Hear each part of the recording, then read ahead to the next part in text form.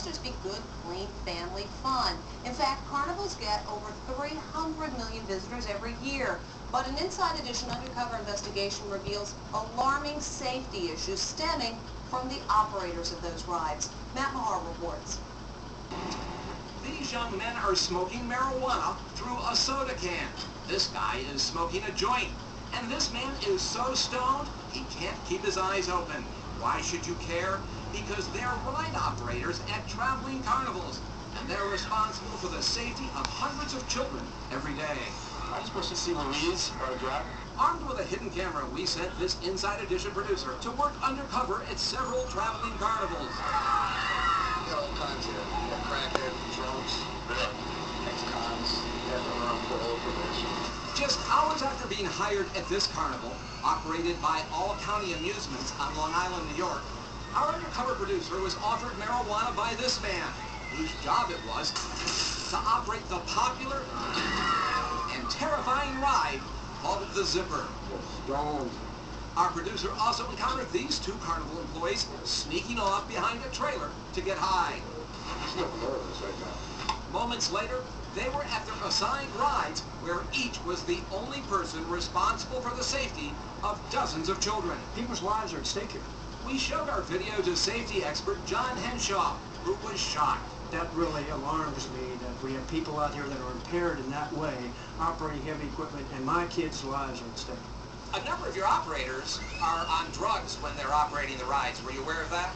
I'm really not talking to you. When we tried to question one of the owners of All County Amusements, Bob Gower, he kicked us out. I asked you to leave. Really? Okay. But, Sir, I asked you to leave. and we found other problems at All County Amusements. Is there a problem with that? Watch how this operator panics when something goes wrong on the paratrooper ride, with kids still on it. Clueless as how to handle the problem, the frantic employee screamed at our undercover producer to run and get help. A rider was stranded high in the air until the ride was fixed. A government report estimates that more than 3,000 people a year are injured on traveling carnival rides. Many of those accidents occur because some of the operators have no idea what they're doing. In 2002 at the California State Fair, this toddler was violently thrown from a ride. Investigators found the child was too small to even be allowed on the ride. When our undercover producer took a job with a company called Amusements of America at a county fair in upstate New York, he was immediately assigned to the bone-jarring bumper cars. This man, named Bob, trained our producer for one evening. He then invited him back to his trailer, where Bob smoked marijuana. The next morning, while performing important safety checks on the bumper cars, Bob said he was already stoned. You already got? Just minutes later, while dozens of kids raucously smashed into each other, Bob repeatedly dozed off at the controls. So where did Bob get the drugs?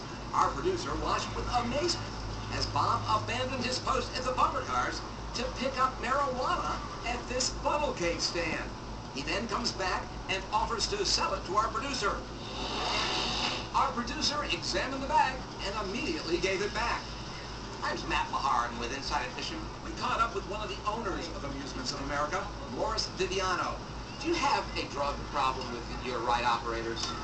Not that I know of. He was surprised when we showed him our undercover video. You haven't detected a drug problem before? Well, from time to time, people come along, and we try to vet them out as best we can, and when we find there's a problem, we let them go. Like Bob won't be working here tomorrow. At both carnivals, our producer was hired off the street by these managers without ever showing an ID or filling out an application. Viviano's company didn't even ask his last name. How about background checks? I mean, I would think also that would be difficult. I have to be honest with you. If a guy walks up here right now and asks for a job, and I decide to do a background check on him, by the time I get the results of that check, I'm out of town.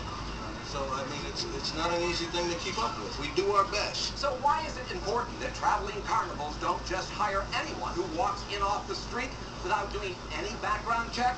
Because of people like this ride operator, who pled guilty in March to felony child molestation after assaulting 3 little girls he was supervising on this ride at a fair in Indiana. Safety expert Henshaw says traveling carnivals should be performing thorough background checks and require mandatory drug testing if they're going to prevent people like these from putting your children on their favorite carnival rides. It scares me to have my children go to these carnivals.